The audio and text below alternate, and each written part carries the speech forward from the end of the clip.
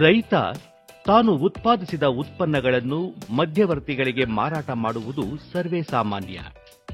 ಹಾಗಾಗಿ ಲಾಭದ ಹೆಚ್ಚಿನ ಪಾಲು ಮಧ್ಯವರ್ತಿಗಳಿಗೆ ಸೇರುತ್ತದೆ.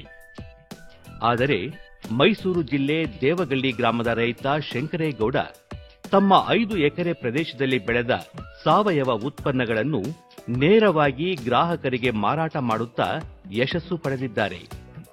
ಇವರ ಯಶಸ್ಸಿನ ಹಿಂದೆ ಸುತ್ತೂರಿನ ಜೆಎಸ್ಎಸ್ ಕೃಷಿ ವಿಜ್ಞಾನ ಕೇಂದ್ರದ ತಜ್ಞರ ಪಾತ್ರವೂ ಮಹತ್ವ ಪಡೆದಿದೆ. ಜಮೀನಿದ್ರು ಜಮೀನು ಬಿಟ್ಬಿಟ್ಟು ನಮ್ಮ ತಂದೆಯವರಿಗೆ ಟ್ರಾಕ್ಟರ್ ಅನ್ನ ತೆಗೆಸ್ಕೊಂಡೆ. ಟ್ರಾಕ್ಟರ್ ತೆಗೆಸ್ಕೊಂಡು ಅದನ್ನ ನಮ್ಮ ಜಮೀನು ಸ್ವಲ್ಪ ಉಳುಮೆ ಮಾಡೋದು ಮತ್ತೆ ಅದ್ರ ಜೊತೆಗೆ ಬಾಡಿಗೆ ಕೆಲಸ ಮಾಡೋದನ್ನ ಹೋಗ್ತಾ ಇದ್ದ. ಒಂದು 3 ವರ್ಷ ಮಾಡಿದೆ. ಆಮೇಲೆ ಬೇಜಾರಾಗೋಯ್ತು. ಇಲ್ಲಪ್ಪ ನಾವು ಇವ್ರ ಥರನೇ ತೋಟ ಮಾಡಬೇಕು ಅಂತ ಹೇಳಿ ಆಮೇಲೆ ನಾನು ತೋಟ ಮಾಡೋಕ್ಕೆ ಸ್ಟಾರ್ಟ್ ಮಾಡಿದೆ ಸರ್.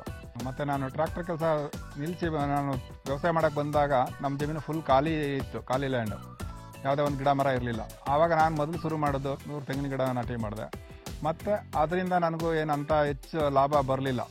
ಅದಾದ ನಂತರ ಏನು ಮಾಡಿದೆ, ನಾನು ಈ ಸುತ್ತೂರು KVK ಇದೆಲ್ಲ, ಅಲ್ಲಿ ಅವ್ರ ಕರೆದಂಥ ಟ್ರೈನಿಂಗು ಮತ್ತು ಅವರ ಕರ್ಕೊಂಡು ಹೋದಂಥ ಟೂರು ಅಲ್ಲೆಲ್ಲ ಸ್ವಲ್ಪ ಸುತ್ತಾಡಿದೆ. ಅದಾದ ನಂತರ ನನಗೆ ಸಾವಯವ ಕೃಷಿ ಮಾಡಬೇಕು ಅನ್ನೋ ಒಂದು ಮನಸ್ಸು ಬಂತು.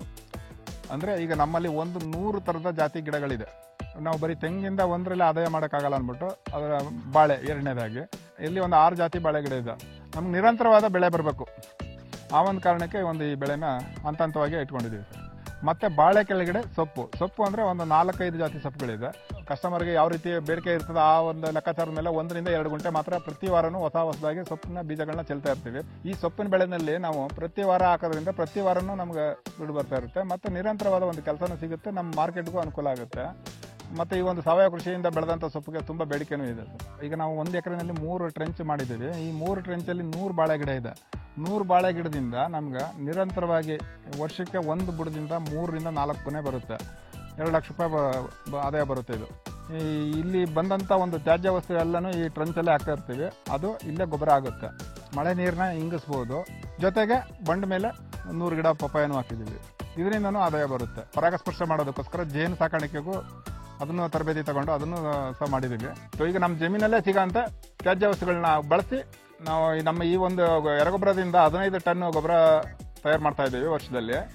ಮತ್ತು ಇದರ ಜೊತೆಗೆ ನಾವು ಹೊರಗಡೆಯಿಂದ ಯಾವುದೇ ಒಂದು ಕೆಮಿಕಲ್ ಗೊಬ್ಬರ ತರ್ತಾ ಇಲ್ಲ ಸರ್. ಮೊದಲಿಗೆ ನಾವು ಕೆಳಗಡೆ ನೆಲದಲ್ಲೇ ಕೂಡ ಹಾಕಿ ಸಾಕ್ತಾ ಇದ್ದೋ ಕುರಿಗಳನ್ನ. ನಮ್ಮನ್ನು KVKಯಿಂದ ನಾಮಕಲ್ಗೆ ಕರ್ಕೊಂಡೋಗಿ ಅಲ್ಲಿ KVKನಲ್ಲಿ ತೋರಿಸಿ ನಮಗೆ ಕುರಿ ಸಾಕಾಣಿಕೆ ಬಗ್ಗೆ ನಮಗೆ ಹೇಳ್ಕೊಟ್ಟಾಗ ನಾವು ಈ ಥರ ಅಟ್ಟಣಿಗೆ ಪದ್ಧತಿನಲ್ಲಿ ಈ ಒಂದು ಅಟ್ಟಣಿಗೆನಲ್ಲಿ ನಾವು 15 ಕುರಿಗಳ ತನಕ ಸಾಕ್ಬೋದು ಸರ್.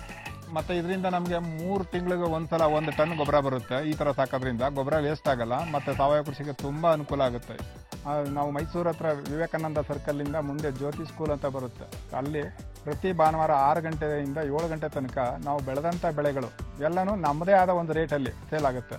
ನಾವು ಏನು ಬೆಳೆ ಬೆಳೆದಿರ್ತೀವಿ ಆ ಒಂದು ಬೆಳೆಗೇನೆ ಅವರು ತರಕಾರಿಗೇನೆ ಹೋಗಿದ್ದಾರೆ. ನನಗೆ ಪ್ರತಿ ವರ್ಷಕ್ಕೆ ನಮಗೀಗ ಒಂದು 5 ಎಕರೆ ಜಮೀನಿಂದ ಒಂದು 8 ರಿಂದ 9 ಲಕ್ಷ ರೂಪಾಯಿ ಬರುತ್ತೆ ಎಲ್ಲ ಒಂದು ಬೆಳೆಗಳಿಂದ. ಬೆಳೆದಂಥ ಪದಾರ್ಥಕ್ಕೆ ನಾವೇ ಬೆಲೆ ಕಟ್ಟೋದ್ರಿಂದ ತುಂಬ ಉತ್ತಮವಾದ ಒಂದು ಬೆಲೆ ನಮಗೆ ಸಿಗುತ್ತೆ. ಮತ್ತು ಗ್ರಾಹಕನಿಗೂ ಅನ್ಯಾಯ ಆಗಲ್ಲ. ಯಾಕಂದ್ರೆ ನಮ್ಮ ಇಲ್ಲಿ ಮಧ್ಯವರ್ತಿ ಇರೋದಿಲ್ಲ. ಆರಂಭ ಆರಾಮಾಗಿರಬೇಕು ಅಂತ ನಾನು ಹೇಳ್ತೀನಿ, ಇಷ್ಟಪಡ್ತೀನಿ.